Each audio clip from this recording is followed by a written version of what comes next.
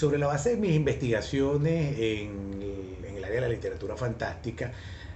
yo creo que el primer autor venezolano que escribió un cuento fantástico y alcanzó a publicarlo fue Antonio Ros de Olano, un venezolano que se fue muy joven a España, y allá en España pues desarrolló una carrera no solamente literaria en el marco del romanticismo español, sino que también tuvo una vida militar importantísima al punto de que llegó a ser gobernador de una provincia africana que en ese momento estaba en manos del Reino de España. Ahora bien, en nuestra antología seguramente no va a aparecer, no aparece Rodiolano por razones que tienen que ver con asuntos de derecho de autor, porque las piezas de Rodiolano, aunque fueron originalmente publicadas, por supuesto, en el siglo XIX, en la prensa madrileña, esos trabajos los recogió la editorial Laia en su momento, en los años 80, y fue muy difícil lograr que me dieran los derechos. Pero ese es el primer venezolano, Noche de Máscara se llama el cuento, ese es el primer venezolano, 1841, que publica un cuento fantástico. Por eso la antología de Biblioteca Ayacucho arranca en 1850, con el primer venezolano que sí pude incluir en la muestra, que es Juan Vicente Camacho.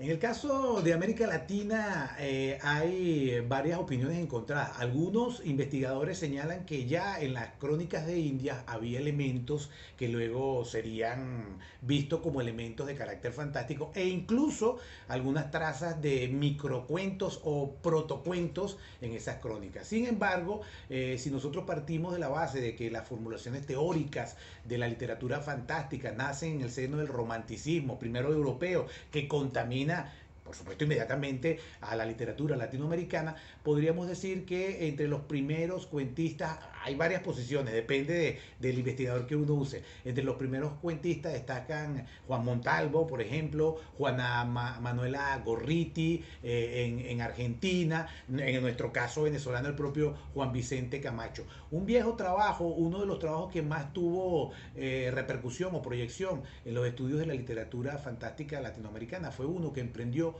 Oscar Hahn y que se publicó en México. Él allí ponía como el primer cuentista fantástico de América Latina, ponía el cuento Gaspar Blondín de Juan Montalvo. Sin embargo, investigaciones posteriores, más actualizadas, dan cuenta de que en México, en Venezuela, en Chile hubo también por las mismas épocas otros adelantos. Entonces es muy difícil a veces señalar con propiedad, este es el primer cuentista fantástico latinoamericano, porque siempre estas investigaciones son perfectibles, siempre va a aparecer un antecedente en algún punto de este vasto territorio que es América Latina.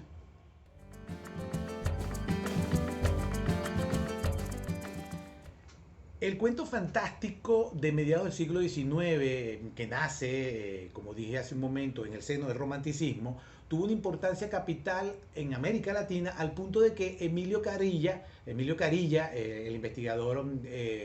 chileno creo, o argentino, ya no recuerdo, tiene un libro en 2 tomos sobre el romanticismo en América Latina. Él señala que de no haber sido por el cuento fantástico, la forma genérica, genológica, cuento, no hubiese podido cristalizar. ¿Qué ocurre? Que los géneros literarios, por supuesto, cuando tú empiezas a investigarlos desde el punto de vista histórico, tienen una larga carrera, una larga data, pero la conformación de la estructura propiamente tal del cuento literario, no estoy hablando del fantástico, se logra en el contexto del siglo XIX, hacia la segunda mitad del siglo XIX, por razones a veces extraliterarias. El impulso del periódico en América Latina, que permitía pues publicar formatos literarios en poco espacio. El cuento entonces como género se establece en el siglo XIX, es un género, si nos podemos ver, relativamente reciente, aunque, repito, siempre vas a encontrar antecedentes en los cuentos de Boccaccio, en las Mil y una Noches, en la antigüedad clásica, pero la formulación genológica del cuento como género se establece, repito, en el siglo XIX, básicamente luego de las formulaciones que en los Estados Unidos hizo Edgar Allan Poe en 1842. Pero ¿qué ocurre con el cuento fantástico? Que el cuento fantástico, como tenía una potencialidad y unas características muy particulares, permitió el cuento fantástico que ayudar a ese género en América Latina a consolidarlo mucho más, porque casi todos los cuentistas latinoamericanos del siglo XIX,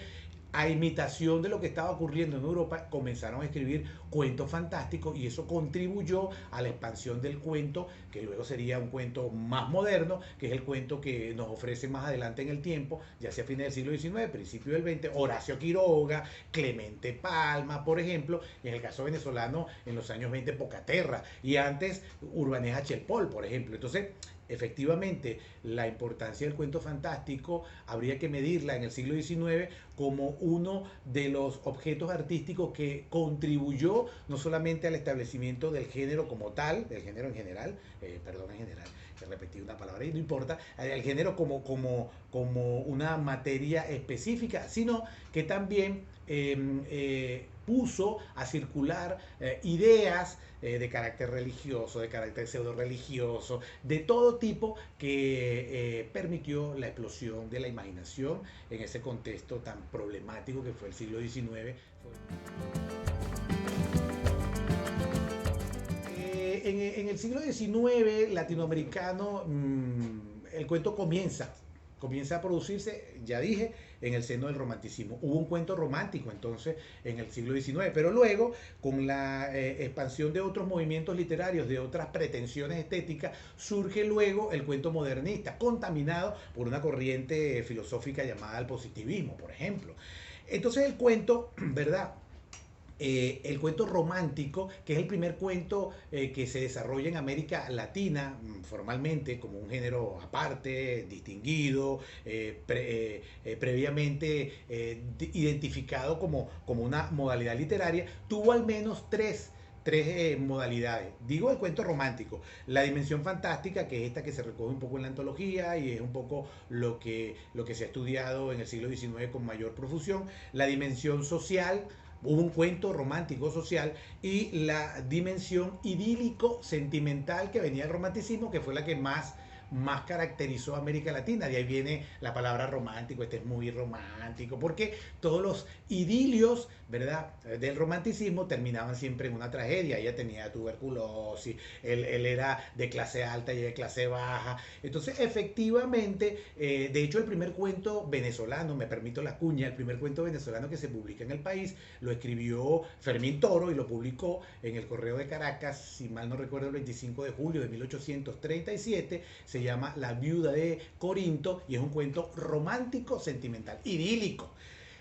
Continúo. Entonces, ¿qué ocurre? Que la dimensión social la rescata el cuento romántico, porque en América Latina el cuento siempre, y la novela mucho más, siempre ha estado asociado al contexto de producción. El cuento rescata algunas modalidades y algunos reclamos, algunos anhelos, algunas necesidades de ese contexto y entra en el cuento. Recuerden que, por ejemplo, el cuento romántico más famoso de América Latina de ese contexto es El Matadero, de Esteban Echeverría, que es un cuento donde aparece una discusión política entreverada con un asunto bastante asqueroso, como es un matadero en la Argentina de ese momento. Entonces, el cuento fantástico, particularmente, por supuesto, que también recoge elementos de carácter social, aunque la resolución sea sobrenatural. Es decir, va a ocurrir algún desenlace de carácter fantástico, pero siempre se va a discutir un asunto de carácter moral, de carácter